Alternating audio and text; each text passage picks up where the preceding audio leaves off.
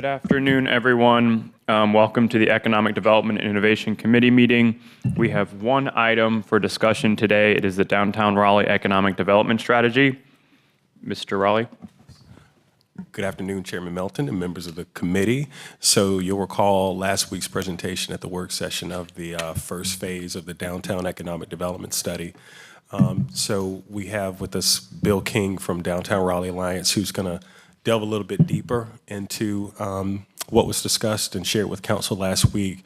And I think ultimately the goal here is to undertake a prioritization exercise around some of the recommendations that emerged from the first phase of the study. So with that, I'll turn the floor over to Bill King. All right, thank you all so much for having me.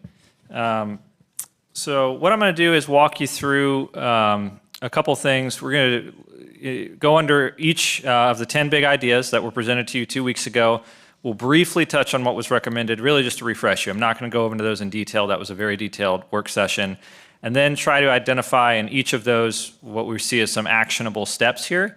We'll go through each of the 10 ideas, and then at the end I've sort of tried to break them into some buckets of near-term, longer-term, things you need to think about from a budget perspective versus things that are policy. So a reminder, we're about midway through the process here. You got this core area study now, and then we're working on 3 more chapters around retail, or 4 more chapters, retail strategy, office, minority and women-owned business support, and then catalytic projects, and that will come back to you later this year. So these were the 10 big ideas for the Fayetteville Street area. And so for our steps here, we'll briefly review the recommendations. I'll provide an overview of identified action steps. Each action step is assigned.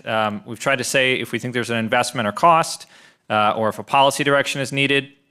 We need you all to help provide some feedback on areas for staff to identify potential funding for your next committee meeting.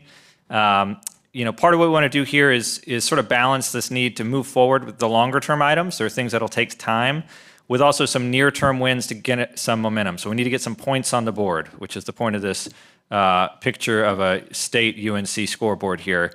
We got to get some points on the board soon because it is important for our stakeholders, some of whom are here today, small business owners and residents in this district who need to see and want to see some progress soon. And then as we go through this, I've highlighted some areas in green which could produce some more near-term visible changes. All right, so if you'll recall, the first recommendation was really around developing a streetscape design for Fayetteville Street that offers variations on a theme, provides flexibility. So in short order here, to remove some of the existing furniture that's kind of cluttering the street, making it hard for businesses to use. Delineate clear zones for business, walking, furniture and activity, and planting. And then encourage activity and support adjacent businesses. So you can see this is cool. It kind of moves around on different ideas of outdoor dining or areas for performances, swings, things like that. And then as well under this is improving the lighting, the pedestrian lighting, curb extensions, and greenery in this district. So this first recommendation really focused on the streetscape design to try to get us a main street that looks a lot more vibrant. So what were some of the actionable steps here? First off, convene a working group of relevant city departments, public safety, other stakeholders such as commission or board or advisory group types, some of the business owners nearby, to begin work on this. So this would be a group who could help guide feedback, provide oversight, and be able to help get this process moving. This action doesn't really require an investment or necessarily a policy direction. Empowering one city department to carry forward the recommendations that are in this on private use of public space. So there are some more specific recommendations there that look at how businesses can use private space or use public space, for private use. That likely does not have an investment, does have a policy direction to it. Direct staff to initiate rewriting the Fayetteville Street standards that may have a cost to it. So I put maybe here, depending on the scale there. I know that staff has been looking at this and thinking about this for a while. Certainly is a part of policy direction. Alongside that, hiring an engineer and landscape architect to start developing a strategy for furniture removal, paving repair, selective plantings, in alignment with new standards for the street. So that may come as sort of a part two of rewriting the standards, but it's something that will need to happen. That would come with a cost. You all did fund a tree lighting canopy study with ARPA funds recently. So one opportunity is to obviously execute that study, but also take the items identified in it and fund those. I'm not clear on the timeline on that study, but that would be a near-term opportunity, would likely come with some investment, not necessarily policy direction, although I suppose that's possible. And then allocating financial and tech assistance for street activation and lighting by property owners so that they can do that part you saw where the sidewalk is being used for outdoor dining or it's being used for performances or other things. That requires some thought as well. So this is some of the near-term steps for this first Fayetteville Street design recommendation. So I'll stop here and ask any questions on this. I don't have a question.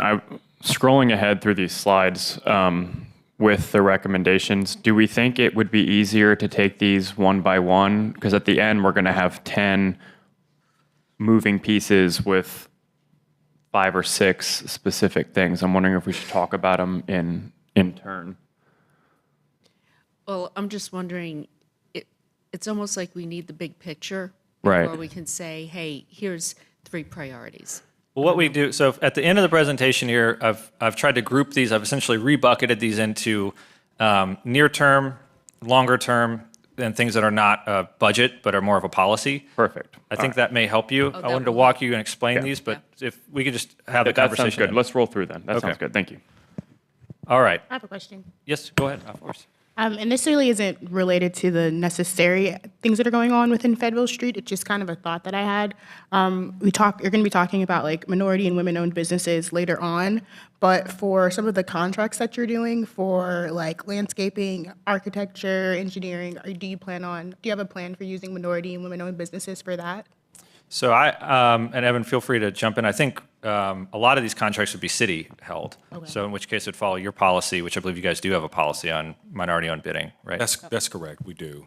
So they would be subject, any contracts would be subject to our typical MWBE standards. All right. Second recommendation was around building a strong foundation to ensure downtown's clean and safe. So this was coordinating the public realm, which has a lot of different departments touching it, looking at trash bins and public restrooms, PR strategy, parking, and targeted programming, itineraries, and specials. So this is one that touches a lot more than Fayetteville Street. This touches all of the streets in this district. So a few opportunities here, and there's a lot of near-term wins possible here. Initiating a public realm maintenance audit and identify areas of need, which you could also say is a near-term impact there. Designate a point person to oversee downtown public realm coordination. So this is a lot. I mean, you think about in the sidewalk there, a lot of different departments are touching that. Having a more coordinated role there, I think, could be really helpful. Looking at trash bin solutions and screening on sidewalks. There is a pilot that is moving forward. Being able to accelerate that, I think, would be really important and helpful. We got a lot of trash cans all over their sidewalks. Increasing the maintenance and hours of operation for free restrooms in public buildings. So you do have several free restrooms. You have them in the Transit Center, Moore Square, and Union Station, among others. One win there to increase access would be find a way to increase the maintenance and hours of those. And then a later step would be looking at the feasibility of any additional restroom sites in downtown. And then also here, expanding free customer parking and city-owned garages to cover the first 2 hours any day and time of the week. So that would be a big early win. If you were to act on that, that's something that I think a lot of visitors would react to. And then expanding small business parking program, which you already have, but expanding that and making that permanent for our small business employees as well. It's been a really big win. A lot of our employees at our small businesses do not make an enormous amount of money. So this has been great for them for access. All right, and number 3, developing a family-friendly itinerary and route around Fayetteville Street. So this looks at not only routing, but also using public realm improvements and beautification to make it so we have more families going between our museums and our attractions, which are heavy in this core. We have over 2 million people visiting these attractions. So we're trying to get them to move through downtown more so they patronize our businesses. So these are some examples that were cited: nature play, colorful wayfinding, scavenger hunt markers, things like that. So I tried to cut these down to things that really have more of a city touch. Some of these are things that DRA would lead or other organizations would lead, but things that city would be involved in. Convening a working group to explore activation and partnerships and cross-marketing. This is one that doesn't come with a cost or a policy direction needed. Directing public realm improvements and beautification to be prioritized on streets along this route. So that's sidewalks, crosswalks, landscape beds, trees, signage. So think about Wilmington Street, for example.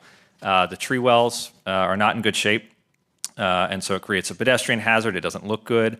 That's a key corridor here between our museums. Hargett Street is similar, Martin Street as well, Blunt Street. So you think about families coming out of the parking deck to go to Marbles. What they're greeted with in terms of public realm improvements, basic improvements, is not great. And so prioritizing that, I think, could be an early win. That does come with some investment, but is a way to be able to prioritize this. Further enhance Moore Square with a nature playground, shade, and potential programming. So this is another one we hear a lot about is how can we take advantage of Moore Square being on Marble's front doorstep, and how can we make it a little bit more engaging for families. A longer term move here would be to look at crosswalks between Moore Square and Marbles and City Market.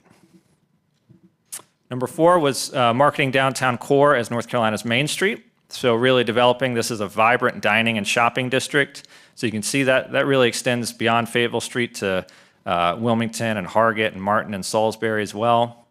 Retooling our policies and processes to support businesses and activation. Find a way to get some of these big spaces and cut them down a little bit, make them a little bit more manageable. Expanding mobile retail, and then a few other items which really fall more into DRA's wheelhouse. And then also repositioning City Market. So a few of the steps here that would require some potential city direction, enabling landlords to apply and qualify for the City of Raleigh Upfit Grant. So currently that is a tenant-based grant, which is great, and wouldn't want that to not be a tenant-based grant, but having landlords be able to apply means they could potentially reposition spaces to get them attractive for tenants. So it's a big lift for tenants to do that on their own and to have to carry the upfit. And so being able to do that on the landlord side, landlords tend to have more capital and a little bit more staff and opportunity to be able to go through a grant like that. Relaunching your facade grant with feedback from the community on how to make it more effective. There's some really great examples of the facade grant being used downtown. Bringing that back, I think, would be great. Expedited permit team, which was a recommendation in 2005 around making permitting easy in downtown. Obviously, that does come with an investment and a cost. And then looking at change of use policies. So when you're changing use in a building, that can come with some serious costs for property owners. So if we're trying to get people to create more active spaces in downtown, looking at that as well. Number 5 is celebrating Raleigh's Black Business District. So we've got a really great core here, particularly along Wilmington and Hargett, of historic buildings that were home to Black businesses, but then we also have a Black business community here in downtown currently. So we want to find ways to both celebrate the history and also elevate our current entrepreneurs as well. So this is using public art, stories and tours, permanent stalls, workshops, connecting with the Heritage Park, South Park Heritage Walk. And so a few opportunities here. Installing public art along Hargett on Exchange Plaza and at key business locations throughout downtown, really telling the story of our Black business community and how it built up downtown. That would require investment. One of the ideas that is in here is really pretty neat is putting kiosks on Exchange Plaza for micro businesses that are Black owned or minority owned. And also sort of using some of these spaces for outreach for business support organizations. So making this kind of an entrepreneurship hub. That takes some work. You got to figure out the legality of that, how you set that up, how would leasing work. So there's a fair amount of work there. But ultimately could produce some really cool opportunities for businesses to start up. We found great success with our pop-up shops on Martin Street as an entrepreneurial accelerator. So this would take that idea, but use one of the plazas to do so.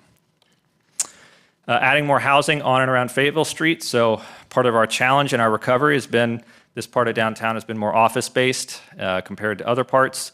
And the way the pandemic broke, that's made it harder to recover here. Areas and downtowns across the country that were more residential and visitor-based recovered faster. And so the intention here is, this is much more of a longer-term goal, is get more housing in the downtown core.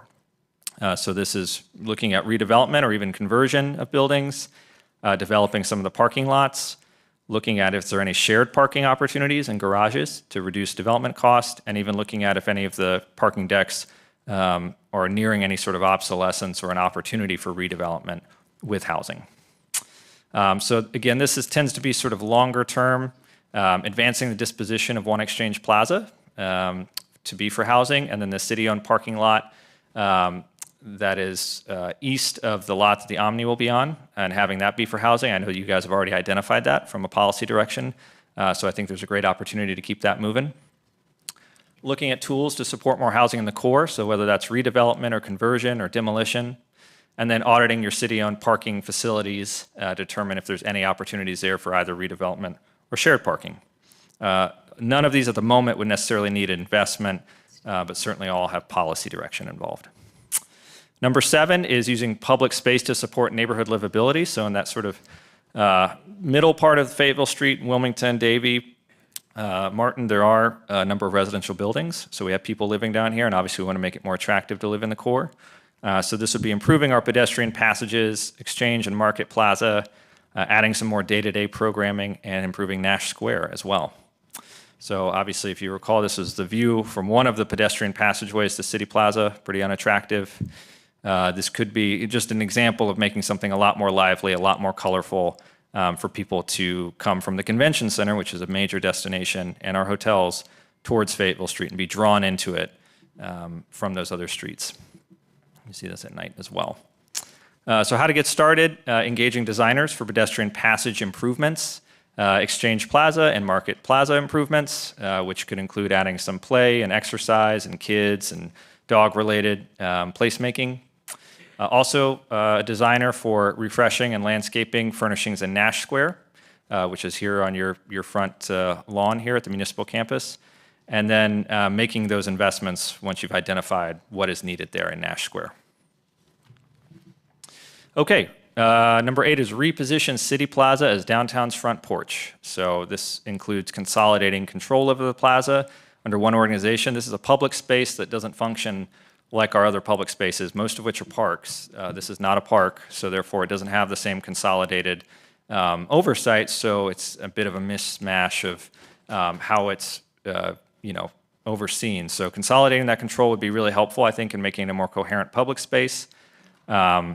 Introducing smaller scale but more frequent programming would make it live every day and breathe every day, be more interesting.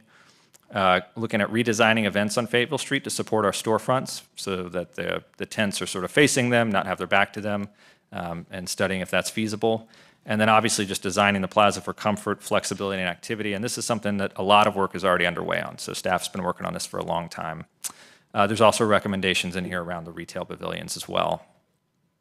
If you'll recall, the plaza itself, very hot, as is more square. So some of these public spaces that need to be made more comfortable so they live and breathe every day include City Plaza. So I will move towards the how to get started steps. So one that doesn't require an investment but requires policy direction is to assign assign City Plaza to Parks and Recreation for it to be sort of formally come under their umbrella. So then as a public space could potentially be programmed and budgeted differently, which I think would help it, again, be more active and lively. And then also, from a policy perspective, looking at large event design to see if we can find ways to better support our existing businesses who are in the footprint of big events down here. Number 9 is grow Raleigh's Arts and Entertainment District, which is really the southern end of downtown. Again, some of these fall in our wheelhouse, some of them in the cities. And so this is really looking at adding and attracting more nighttime anchors like live music, sports bars, things like that, getting some of North Carolina's more recognized establishments to come here, as well as make these areas more fun and engaging. So some of the opportunities to get started, engage the Convention Center expansion and Omni Hotel to make sure that they're designing their ground floor to promote activation and engagement of the street level. So it's important for Fayetteville Street's activation to continue down through the Omni and for that whole area to feel engaging. One near-term opportunity is to have a temporary activation plan for the corner there, northwest corner of South and Wilmington Street. So that's in front of the Performing Arts Center, close to Shaw University. That could be a great opportunity to have some temporary activation.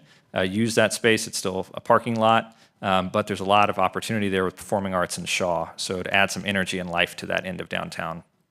And then also initiate the process for the old post office on Fayetteville Street to potentially be sold by the federal government. So this is a building that's beautiful, it's historic. There is a very large post office several blocks away on New Bern Avenue, large federal building there. Some federal offices rent space in downtown. So it's a somewhat underutilized, beautiful building that could potentially be something like a hotel or something more active use on a block that is a little challenging with the post office, courthouse, and Wake County building on it. It does hurt momentum when you're walking down the street there. So that's a long process, not an investment needed now, but certainly one that would come with policy direction. There are examples of where buildings like that have been eventually disposed of by the federal government. Final areas, create a bold connection south of downtown. So certainly looking ahead to Dix Park and its development, but in addition, Chavis Park, which is a beautiful park already, and getting more investment as well. So identifying a bold connection, supporting the Heritage Walk and Strollway, and eventually removing some of these freeway aspects of Western Boulevard. In addition, sort of incorporating some of those cultural trail elements you see to get people moving between the parks and downtown. So how to get started, identifying a large-scale bold connection from downtown core to Dix Park. That likely would require some funds and some policy direction, but is important for both the park's future and health and for downtowns. A tremendous amount of investment going there, so we want to make sure that there's a big connection between here and there. Finalizing the Strollway route, a lot of work's gone into that. I know there's been some funding, including federal funding for that. Finalizing that route would be a near-term opportunity. And then installing some of the bike facilities, signage, and public art along the Strollway to make it happen, and that would require investment. All right, so that was a way just to get you refreshed on what the recommendations were, and some of the how to get started steps that were in the report. I'll skip ahead here to what I tried to do is break these down a little bit to give it a little bit more manageable. I know this is a lot of information, and so and it may take us some time to work through this, but what I've tried to do is break it into some different buckets so you can get your head around what it would take and then start to give some thoughts on feedback and direction. So embedded in this, there are still other analyses or studies that need to be initiated. Some of these big studies, some of these are really just some attention paid and could potentially be done by staff. Some will require some outside help. Number one among them is Fayetteville Street. So obviously that was the top recommendation here. Revising the standards on that street and the strategy for its furniture, paving, plantings is critical to the street becoming alive again. And so that would be one that I think is a very important analysis. So this study gives the framework and the philosophy. There's now sort of a more technical aspect to this that needs to happen to identify that. In the second area, which is that sort of area around clean and safe and comfortable, looking at the feasibility of any additional public restrooms. So again, we gave you a near-term step on, if you expand in the maintenance and hours of the current restrooms, you'd get a near-term win. But if you wanted to add more public restrooms, that does need to be looked at. That is a complicated process. Doing a public realm audit of how it's being maintained. I don't think that would be a terribly extensive analysis, but one that would be helpful on what's going well, what could be better in terms of how downtown's being cleaned and sort of maintained and looked after. Parking improvements. So again, we identified a near-term opportunity to change parking deck policy for 2-hour free parking for visitors. This would be a longer-term look at, can you add time via the app? Can you add some validation options? Now that you have new technology in your decks, that might be possible. That just requires a bit more analysis. And then trash bin solutions. There's been a lot of work done on this. And again, there's a pilot moving forward here. But I suspect it's not a one-size-fits-all. Some blocks will be better fits for certain pilots versus others. So there's probably some additional analysis here. Looking at your upfit and facade grant programs, that takes some time. Grants, whenever they come from government, come with a lot of need for examination and study to make sure that it's in line with state law and what you're allowed to do. So any adjustments there would need to be studied. There's a lot of logistics and details in getting those stalls for black-owned businesses or Small businesses on Exchange Plaza, so I need a little bit more consideration. Housing tools, so again, we gave you some opportunities for near-term wins there, but if you're looking at conversion or affordability or redevelopment, that requires additional analysis. Same with city-owned parking facilities. Nash Square and Moore Square, I don't think it's an enormous amount of analysis that needs to happen there, but some thought and care into what you'd put in there in terms of play structures and all, particularly with Nash Square, which really hasn't been touched in a very long time. I think there's an opportunity to look at that near term. Same with pedestrian passages and also Market Plaza. Reviewing event layouts and standards to better support businesses. I think that there's a good opportunity there. It does require a bit more thought, not necessarily outside help, but an examination of what can work, how to emergency vehicles respond, things like that. And then obviously the Dix Park connection. There's a near-term opportunity with a strollway, but a much longer-term need for analysis on a bigger connection. So these are some of the analyses that would need to be initiated, that would still need to get going, because these are longer-term projects, so you don't want to delay, but would need some prioritization. Then the list of sort of immediate visible impact opportunities with budget implications. So these are sort of things that you need to think about potentially for either ARPA funds remaining or your FY25 budget. So I mentioned tree lighting recommendations. You have a study that's been funded by ARPA. Whatever recommendations come out of that, you'd want to be able to execute those sooner rather than later. Trash bin and maintenance and hours of operation for free restrooms, those come with budget implications. If you choose to change parking deck policy, there's an implication for the Parking Enterprise Fund on a budget perspective. Same with enshrining the small business parking program, less direct, but there could be a budget implication. Public realm improvements and beautification, that's mentioned to sort of get people moving between the museums, but it's important anyway. So think about, again, the block around the transit center where the tree wells are missing, and we just have some maintenance issues there. There's a lot of that in some of the blocks that are particularly off Fayetteville Street. So I'd say there's a real opportunity here for really visible, important impact that could be funded in the near term, and I don't think would necessarily be enormously expensive. It's just a resource question. The Upfit grant, you could potentially look at that, expanding that award and changing that. Again, there's some study that needs to happen there, but that could potentially happen sooner.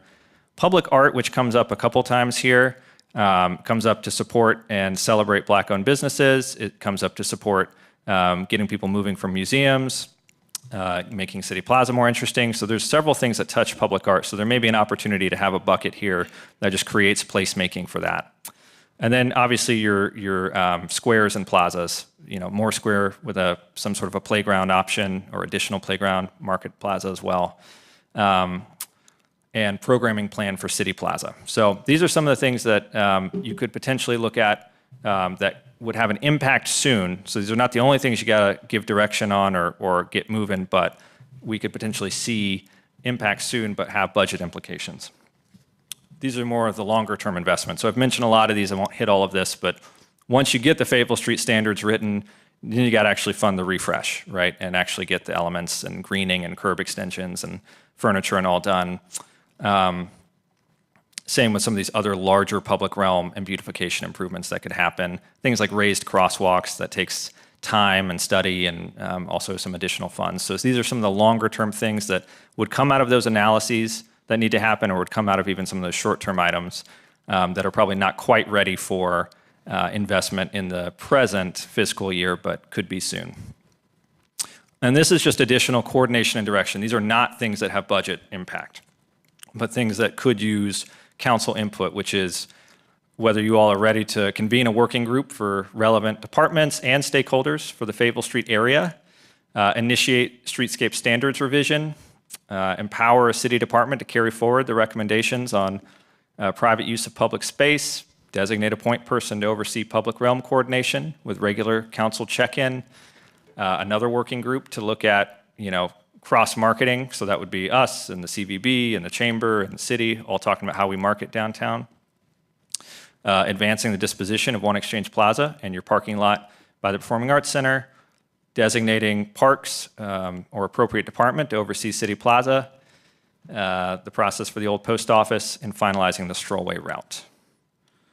So I've hit you with an enormous number of lists, but I've tried to bucket these again in some opportunities here. So I've talked for a while, and I'm happy to take questions both on some of the steps and recommendations, but also take you wherever I need to on the slides to get more feedback.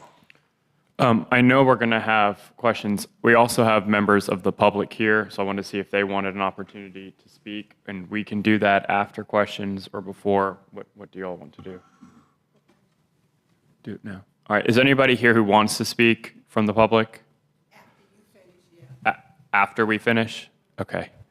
All right. Well, we'll have you guys come up then at the end. It looks like Actually, I want to hear from them because that's going to influence we don't some have of my consensus thoughts. on this. We'll do it now then. Can I see hands again real quick? Yeah. 1, 2, 3, 4, 5. We'll just have 3 minutes per speaker, please, if you want to come up. You can come up in any order.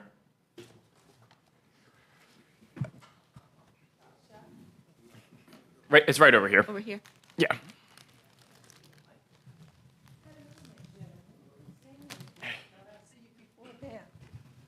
Hello, my name is Minister Merlin Johnson, and I'm one of the employees at Raleigh's private showroom.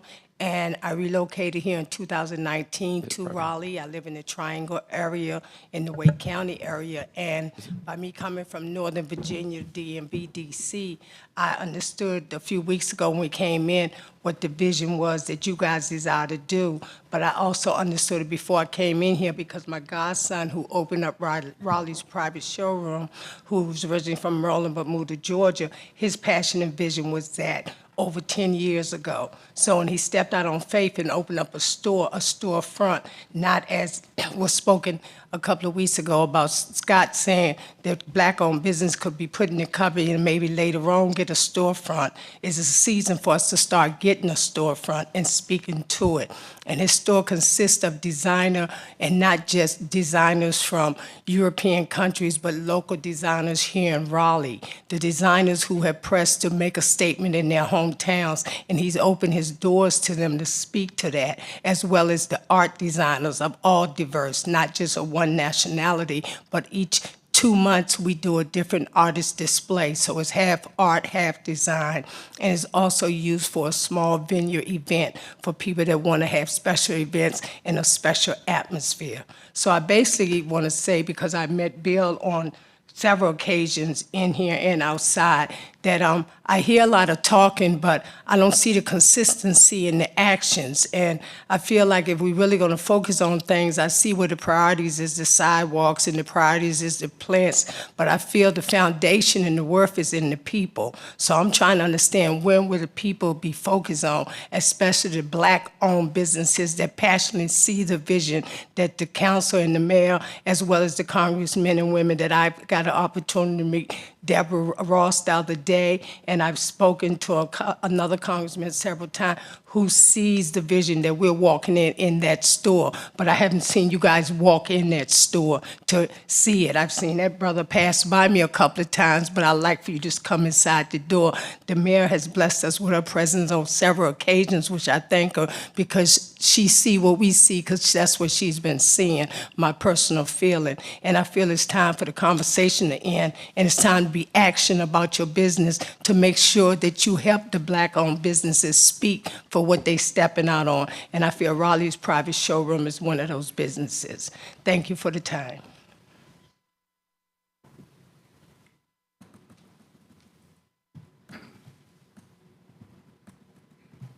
Hello. Hello. My name is Lord Fly.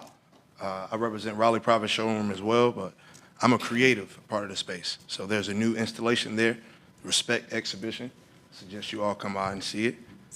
Oh, a Respect Exhibition. I suggest you all come by and see it. It's a laundry list of affirmative words on the wall, as well as principles, things that I believe the foundation of what you guys are working to accomplish are built on. While for me, I just want to speak to reality. My reality is my artwork is shown in you guys' slideshow. It's been twice, where there's no highlight to it, but everything is speaking to the future of how that's how you want it to be, while using things that are actually from the past. That mural's not even up anymore, where being the person that painted it is being showcased in this meeting where we're speaking about the future of it, while twice I couldn't get in the building because of my staff. And as Ms. Marilyn spoke, I met our lovely mayor. I know a few people on the council. I've seen a lot of you, especially when I'm painting. downtown Fayetteville Street, as I've done for the last 4 years. The largest installations, CVS before they closed it, the Hip Hop Festival last year, all of these things while I can't get in the building where we're speaking about the things that I'm actually in real time doing. So at some point, I just want to answer the question of the reality of it.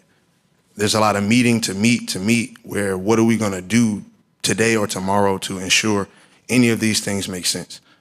If it's putting tables out on Fayetteville Street, let's put some tables out on Fayetteville Street. Doesn't take much. I think they sell them at Lowe's, where I understand that the realities for the jobs that are present and, oh, we have to put budgets and get together and things of that nature. But at some point, reality has to tap us all on the shoulder and something has to be done or the disconnect happens. And now we're playing catch up to the things that we were meeting about being forward thinking on. So for me, I just really want to understand where the reality is introduced with all of these things. As I said, my reality is I'm a part of it, whether I wanted to be or not, and I couldn't get in the building unless someone called and got me assisted in. That's my reality, and I'm from here. I'm born, I'm raised here. I grew up 5 minutes from downtown, where I know that there are two cities that are at play, where I believe there's a disconnect between the two, and the reality is we need to do something about it. So, as I said, my name is Laura Fly, and I appreciate you guys' time.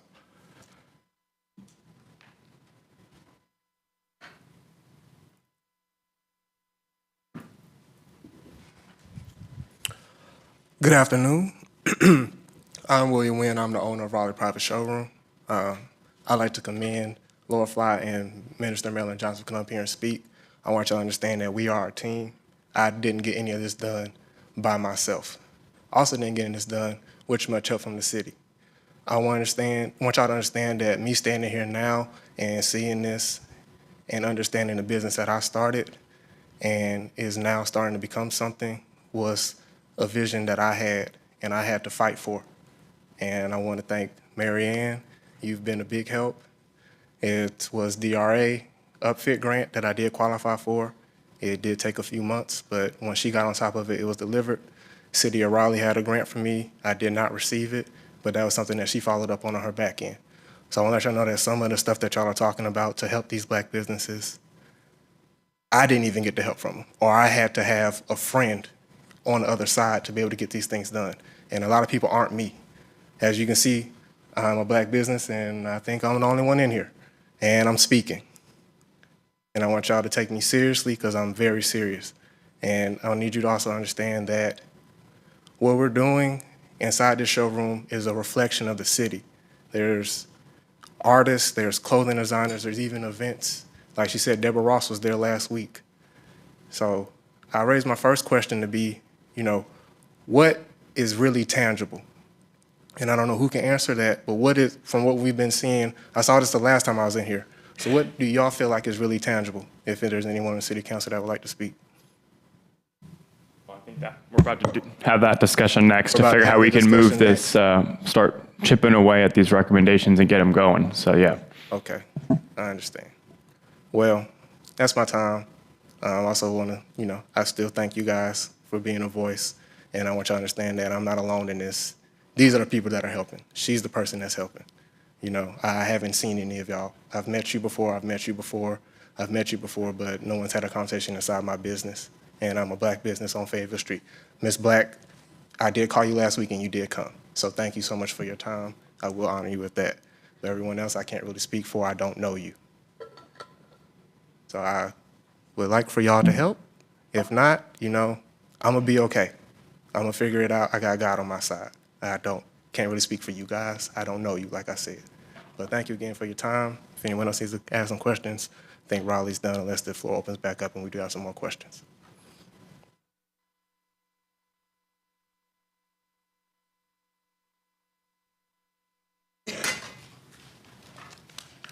Thank you guys for letting me be here today and speak. I'm Rusty Sutton with the owner of the Green Monkey on Wilmington Street. And at first, I need to all of you an apology because I was not involved in the first meetings of this, the pop-up meetings we had around town because I was confused. I thought it was about Federal Street. And we need more intentional messaging on downtown Raleigh and the alive and vibrant parts that have the potential to bring folks immediate joy and satisfaction. Federal Street is a beautiful corridor, but that's all it is a corridor. With a focus on current vibrant areas such as Martin, Hargett, Salisbury, and South Wilmington Street, citizens and visitors alike will see that the surrounding areas are alive and that Federal Street is worth revitalizing to complement everything else the heart of Raleigh has to offer. Focusing on these vibrant areas will keep the heart of Raleigh beating while you revitalize Federal Street. Together, we can write one hell of a comeback story. Thank you, guys.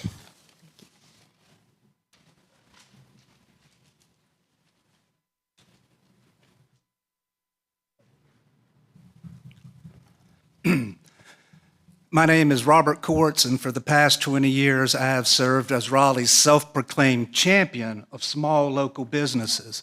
It are small local businesses represented by these fine folks today that bring 4 unique powers or advantages to Raleigh.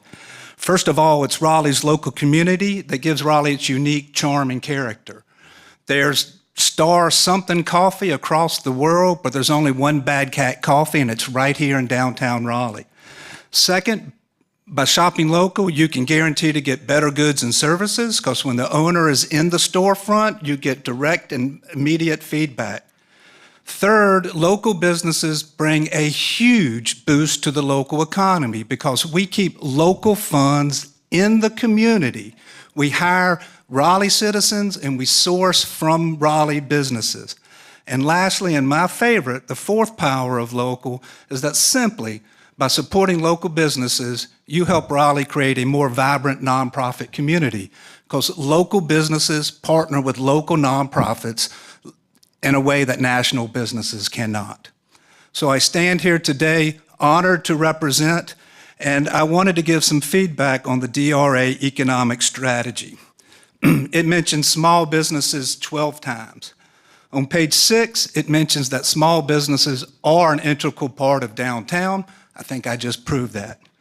But it went on to offer only a few items of relief.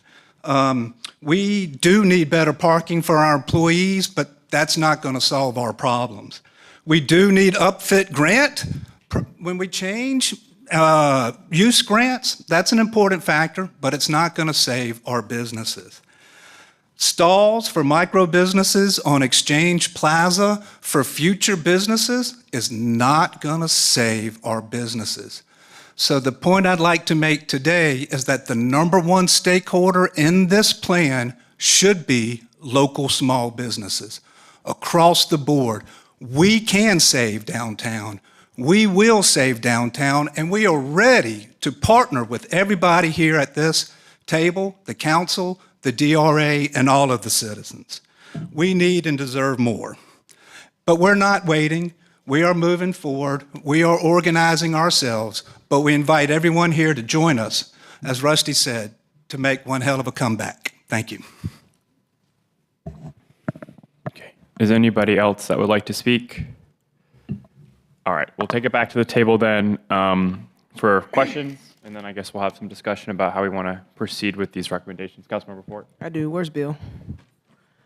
I guess I have a couple of questions. The first one being, I think the consultant indicated they were going to come back later to talk about more housing opportunities downtown and give us a more detailed plan for that. Is that correct? Yeah, so that would come in the second part of the study on that. And so that one was one identified as a little bit more of a longer term look because it's a much deeper analysis needed.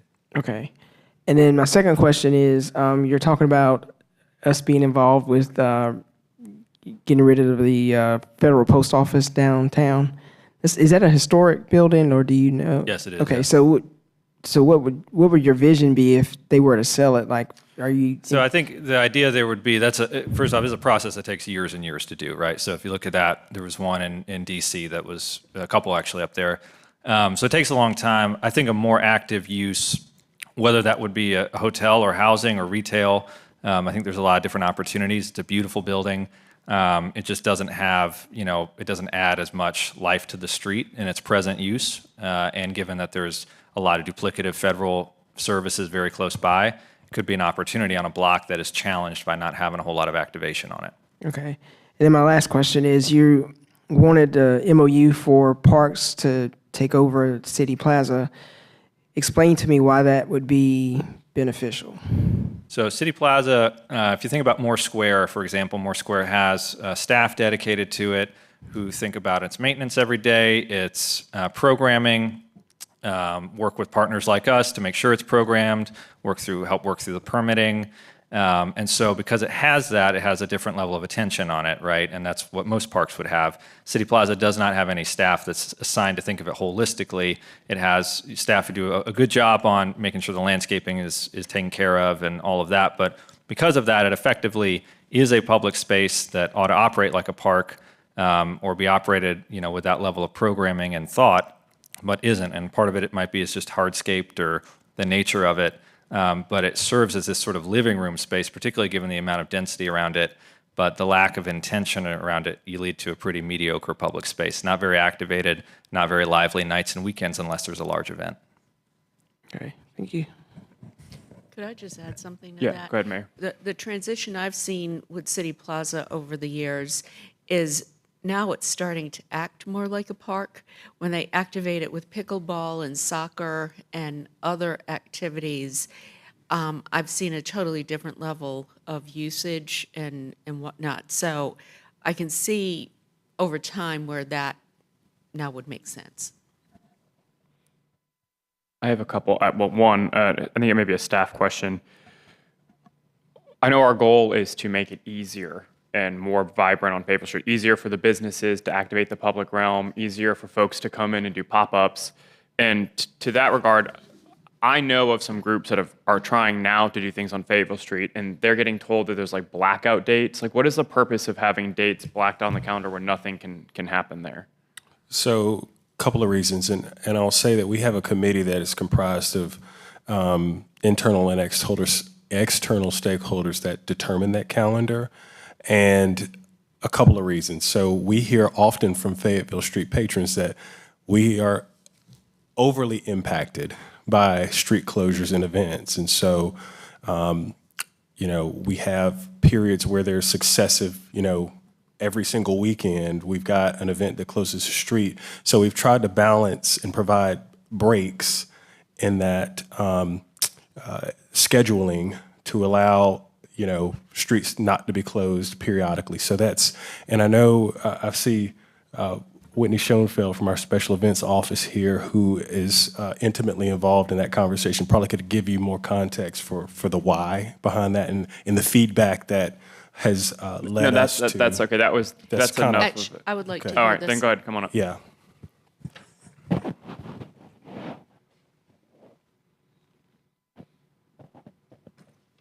Good afternoon, Whitney Schoenfeld with the Office of Special Events. Evan, you summed it up quite nicely. We have heard feedback from some of our downtown businesses when there are events every weekend during peak event seasons that they would like some relief and not to have events all of the time. So that's kind of why we built in some of those blackout dates to provide some relief to those businesses. Is it on certain blocks? No, it's typically just Fayetteville Street itself. No, I'm meaning any 100, 200, 300, 400, is it? We'll do the blackout for like the entire street. No, that's not what I mean. sorry. Who is providing this feedback? Is it coming from specific blocks or the whole street or? Businesses all along the entire street, and City Plaza in particular as well too. And I remember at one point in time, it also related to residents who were at the senior living center. Yeah, the Sir Walter Raleigh apartments, making sure that we're maintaining access as best we can for those residents as well too. Are we still doing outreach to them? Yeah, so all events are required to do notification to anyone, including Sir Walter Raleigh apartments. We also met with staff from there from the follow-up several months ago when they came here. And we do a parking encumbrance along Salisbury Street for any residents that need pickup and whatnot during special events. Okay, thank you. Well, I know one thing in the presentation was finding a way to have the festivals and events better interact with the local business owners. I know that won't entirely solve issues with, I guess, access to certain buildings, but maybe if we look at this blackout date and the policy reasons behind it as we're looking at some of these shifts on how can we better coordinate the events, that may be helpful. Did you have a question? It was relative to that, just speaking of, well, it's already blacked out. Yeah, that people, if anyone's watching at home, they won't be able to hear you. There was no rhetoric on inclusion, where if there are festivals and we're getting the most people downtown in that space, those businesses would probably flourish more. It just seems like that makes sense. So that was really my question. It was just blacked out. Okay, we're not going to do it, but then the people are not going to be down there, which is what the businesses really want to happen in the first place. They just want to know that these events are coming and figure out ways to connect themselves, be ingratiated in, whatever the case may be, so it makes sense, as opposed to splitting it into two different entities, and now one has the power to black it all out, which doesn't make sense for anybody. Yeah. Can I speak to that? I think what they're saying is what happens when festivals and stuff come downtown, the tents are open, so people are migrating through Fayetteville Street on the street side itself, like actually on the street. So those businesses, basically everybody's got their back turned to the businesses and they're not walking across the sidewalks. And so one of the proposals was to put the tents sort of back to back on Fayetteville Street so that they're facing the businesses and people have to walk on the sidewalks. So there will still be an opportunity for folks to go into the businesses, whereas now people tend not to because they're not paying attention to them because the tents are backing up to the businesses and people are walking along the corridor. Right, that makes sense. Yeah. Yeah, the conversation was about, it was already blacked out, not what you said. And I think, well, that's part of it, but I think the other part of it is when you've got so many festivals and so much foot traffic with the festivals, people aren't going into the businesses. And so if we black out some dates, that will leave an opportunity for folks to actually come down and utilize the businesses because there's not anything else kind of deterring from that at the same time. So I think for the businesses that have been around for a while, that's really been their concern, that when we have festivals and other activities, they don't get as much foot traffic as they would hope to get from those activities, is my understanding. Is that right, Whitney? Yeah, well, Some are and gonna with this work out. change, that could change that and address that issue. Are there any other questions? I have a few questions. Go ahead. First, business facade grants. I know that's something we've been doing, Mark. What other grants are available for small businesses, and have we thought about maybe expanding that program? One of the things I'm hearing now that ARPA funding is no longer available is there are still businesses who have gaps, and while we're trying to come back downtown, they're still struggling. So I'd like to know if any thought or discussion is taking place regarding that. Thank you for the question. Mark Weldon, Housing and Neighborhood Small Business Development. Let me see if I can remember all the threads there. So for the ARPA programming, yes, that's all winding down currently. We have one independent program that we're still running, but that's really focused more on creating new business alliances, particularly in underserved parts of the city. The Building Upfit Grant and the Facade Grant, as my either bad or good luck would have it, we are actually trying to queue that up for the March 5th council session, not specifically related to everything here of expanding the programs and what have you, but we've been in a situation where the facade grant has been on pause after we inherited it from the Urban Design Center. We have been working to realign some components of facade and bug because they can be used together, but they're very clumsy to use together. There's some conflicting requirements. So we've been working through harmonizing the two programs. So we were going to queue that up actually at the 5th to get the facade grant harmonized and then get it activated again for the April timeframe. So I'm not talking about that today, but that is something that we're working on.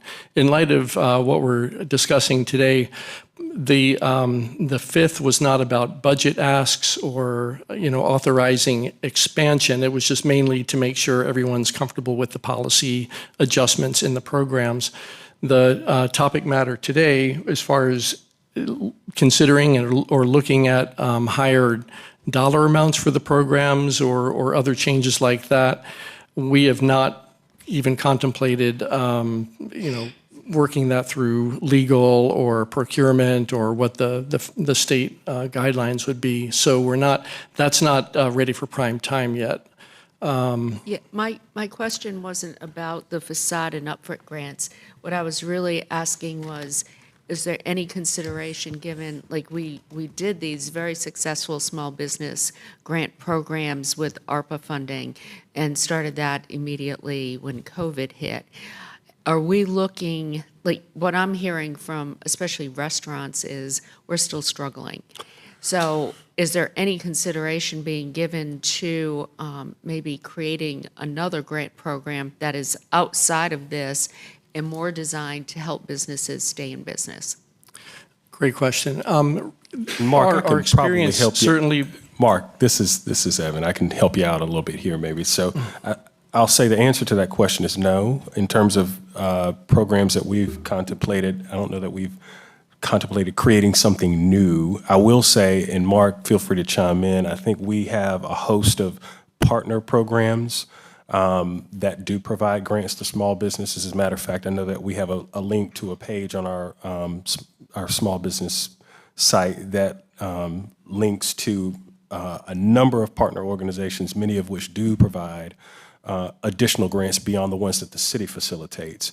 What partners are those? Yeah, that's what's, Mark, can you, SBTDC? It is a relatively new site. We've got standard federalgrants.gov. There are some other organizations that lists the grants. It is not fully fleshed out yet, but I can tell you that from our surveys and just tracking call activity, about 40% of the questions we get are, we're looking for grants. So we know that we have to address that. There's a limited menu of what the city is able to do as far as taking public money and giving directly to private businesses. So we have put this resource on our small business development page as a kind of an alternate route. We've got our programs, but here are some other programs that we can work with. The areas where we're looking at our investments are more with the partner organizations, nonprofits, and the community.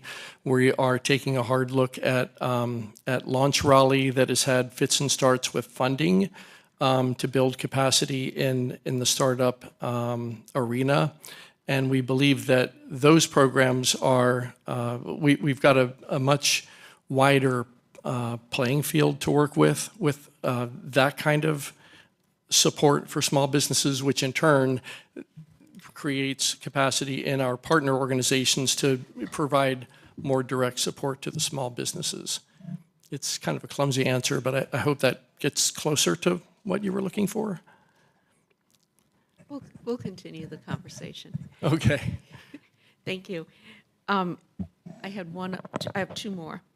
One question relates to One Exchange Plaza. I know that I've heard from arts groups who are interested in that space where the restaurant used to be, and wondering if anybody has looked at that and whether there might be availability for that. That is sitting there right now as dead space, right in the heart of Fayetteville Street. We own it. So I'm like, what can we do to activate that space? And I just want to know if there's been any follow-up with the arts organizations who have expressed an interest. From what I recall, I don't believe that the space accommodates the type of use that was being sought. And I know that we've got it's set up to be a restaurant right now. I don't know how much of the vestiges of that are still in there.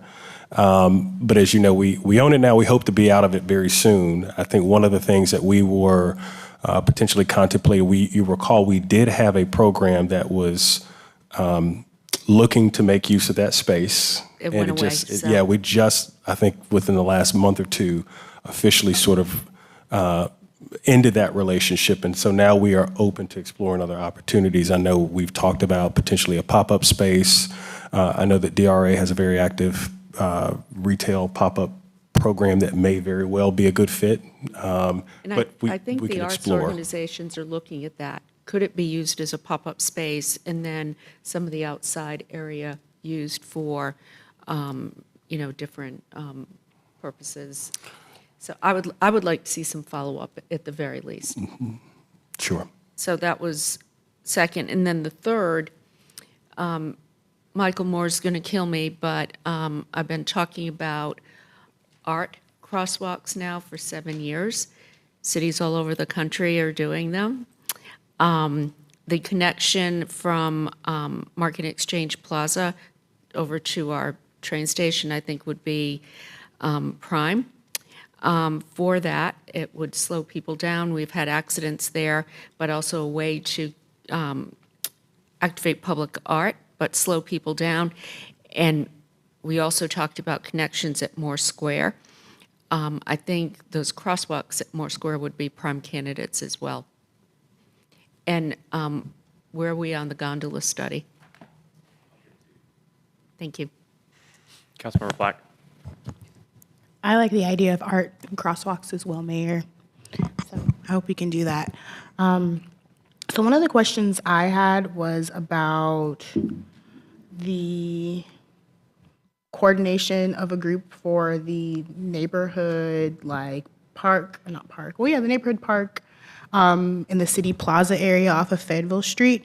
I really think that should include like nonprofits that are doing some work with like teens and youth, and not just like the city agencies that are around safety and public safety specifically. When I talk to a lot of like some of the Raleigh PD and just general people across the city in different agencies and nonprofits, there seems to be like a large issue with some of the safety concerns around downtown having to do with like these youths and teenagers. And I want it to be where the city can have better partnerships with some of these nonprofits and local entities that are already working with youth on some of the things that we're seeing across the city and really in the downtown area. So if we're, consolidating it all under one place for all of the work that goes into keeping that area safe, I think we need to be looking at our nonprofits. Another thing, and I have comments and questions. So one of the comments/questions I have is about the trash receptacles. Is that coming with plans for recycling facilities alongside trash? So I might need a little help on that one. It does. I know so that pilot, yes, the answer I'm getting is yes. It does also contemplate recycling as a part of that pilot, so. Because we don't have enough trash receptacles across downtown, but we really don't have enough recycling receptacles. Case in point, I actually walked from the Raleigh's showroom all the way to Transfer Co., and I carried a bottle that I had for the whole day because there was no place to put it, and I didn't want to throw it away. So I just feel like that's really important. That was like a 5-hour day of me walking along that area, having meetings, and not being able to dispose of my like recyclable product.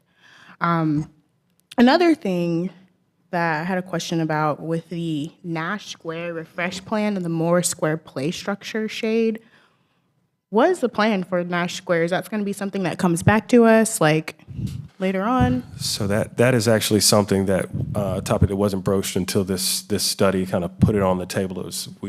Staff never had a plan. Certainly, if the direction from committee and ultimately council is that's something that you'd like for us to pursue, we do so in that case. I'm going to be the person that says I kind of like the park the way it is. I liked Moore Square the way it was. I actually grew up going to Explorers when it was next to the Marbles Kids Museum.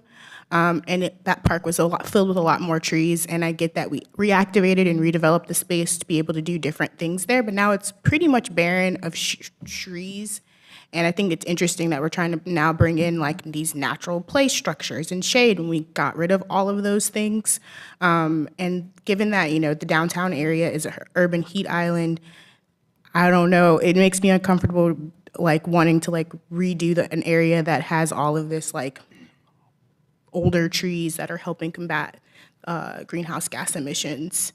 So those are my thoughts about the Nash Square one. Those are pretty much all of my thoughts. I did want to give space to what we heard earlier about some of the concerns. I think what we heard at the podium exists parallel to, but outside of what we're specifically talking about in regards to this Downtown Raleigh Alliance economic development strategy. But what I heard was that we have Black businesses that have been able to have access to certain people in higher places that have helped them move along certain things to be able to keep their doors open. And so I'm wondering if there's like some sort of equity analysis we can do when we do have businesses that don't have access to people, say on council or in elected office, that can help them with these certain grants that they've been having issues with, because that's something that I think is a valid sort of concern and something that I heard up there at the podium. So those are all of my thoughts. Could I just? Go ahead, yeah. I like your idea about the nonprofits, because I think that is a missing piece. And when I've talked to some of the nonprofit groups, they've asked if there's any space downtown where they could have more access and visibility. So I think that is something definitely worth looking at. So thank you. Thank you. And you saying that actually reminded me of one more thing. So I know we have like the Morris Square, like we're looking at that area and what we're doing around there, but I know some of the people who do food distribution at the space right behind Morris Square, like across from on Martin Street and Person Street, they do it there on the corner. They were talking about like what's happening with that property and if there's space possibly for a nonprofit to come and be able to utilize that space to do like feeding people experiencing homelessness. So I didn't know if that could be something that could work into the conversation of like working with nonprofits and activating that space as well. But then overall, I really like the use of third spaces or third places. We've been talking about that a lot. I see a lot on social media of like places that exist outside of work and outside of your house that people can go to. So I really see some of the things in this plan as a really good activation of third places downtown for people to come and enjoy. So that was something that I liked. All right, so I feel like for next steps, I feel very called to act. I liked one of the speakers said, it's when does the conversation end, when does the action start? And I think in this situation, we need to start acting while we continue to have the conversation, but we do need to get moving on things. I appreciate the effort to sort of pare this down for us. I still think this was way too much information. I don't know how we can possibly come to consensus on what we're moving forward immediately. I mean, I guess that immediate visible impact opportunities would be the starting slide. I will just say for me, I would like to get moving on the streetscape improvements, whatever bucket that falls in. So how we're going to develop a plan to make the sidewalks places that the businesses can use, the lighting, the trees, the furniture. I think that's the foundation, and we're gonna have to start there and then build on these other layers. And then two other pieces that I would like to give direction on is we have the empty surface parking lot across from where the Omni is going to go. That was included in the RFP for the hotel. The group that was selected opted not to use the other site, so now it's just sort of sitting there. I think we need to get that back out for an RFP for housing. And then the OEP retail space, it is really tough to sit here and talk about how we're going to activate the street and how we're going to make it better when we own a retail space that we have let sit empty for years. I mean, the last time that was a restaurant, it was well attended. You had all the folks from the courthouse would walk down there for lunch. They had a little to-go window. It's been empty for years. I think that is indefensible that we're going to spend taxpayer money to activate a street that we have a building we own that is a dead space. And so whatever we can do, I know we're planning to divest OEP once the new city hall is built. That's going to be years from now. I mean, unless we're going to vacate all those employees, but we need to get that as a pop-up at least. I think there's been great success with the DRA pop-up program, and it's been giving a lot of small business owners opportunities. And so let's put that out however we need to do it. And so those are the three that jump out to me.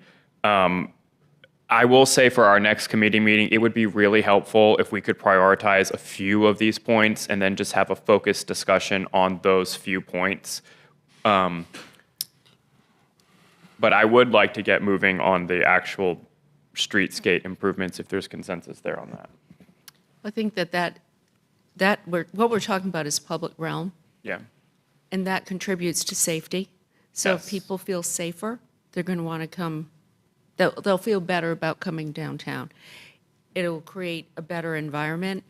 I think that that really needs to be our top priority moving forward, because I think it will eventually help small businesses. It will attract more small businesses, will attract more people. And that's kind of the feedback we got too. How do we get more people down here?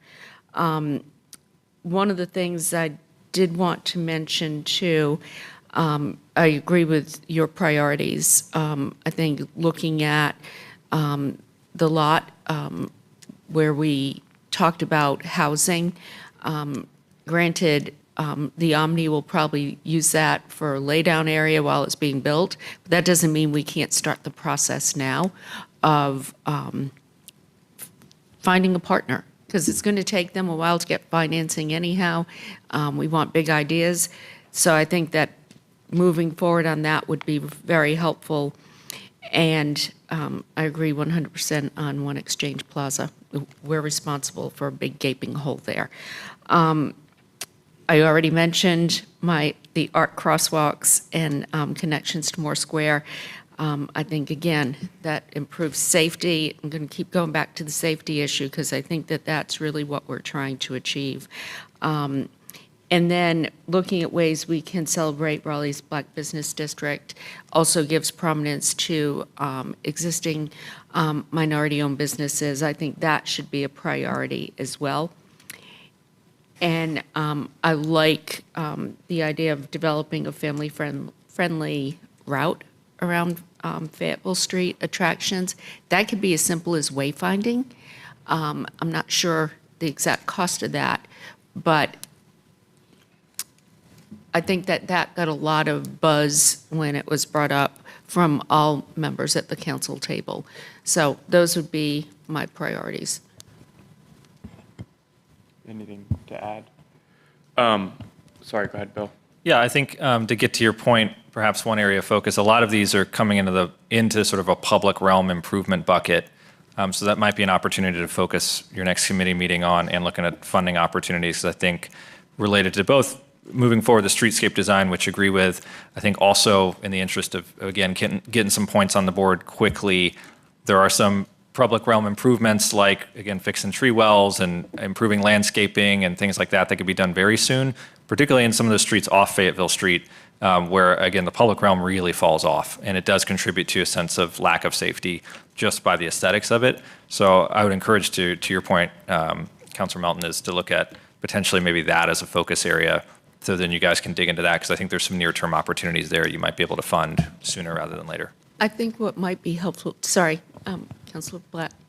Oh, I was just going to add on to your point, but if you had something more you wanted to add.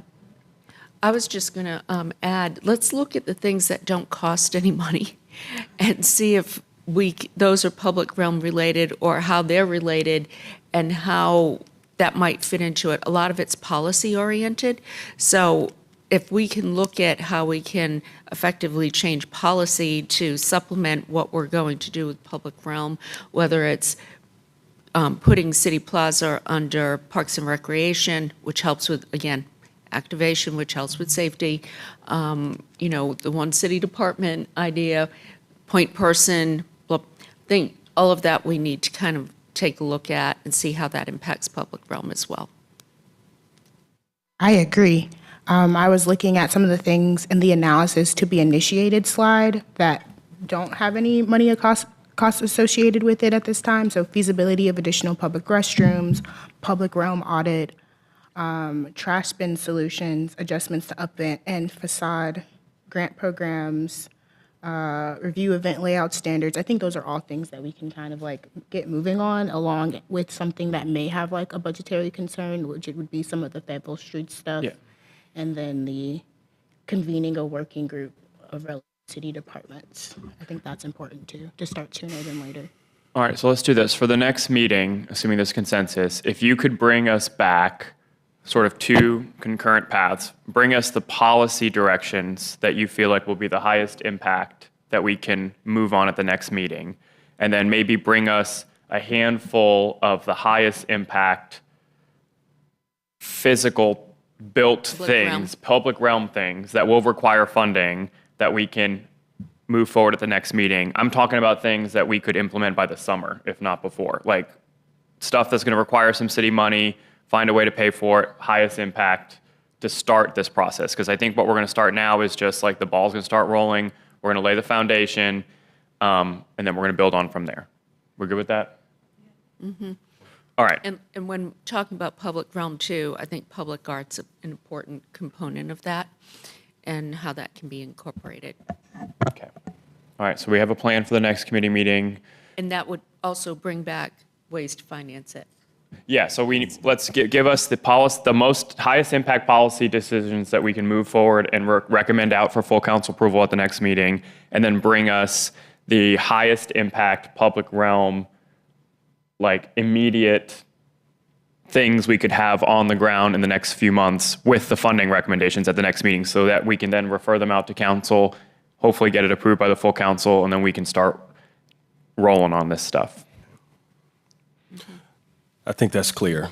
And I will say, just take a moment of personal privilege to acknowledge that, so we have had a lot of staff involvement, even leading up to this, that has helped us move many of the items along already. As a matter of fact, we're already going to tackle Wilmington Street, those tree well issues that Bill just referenced.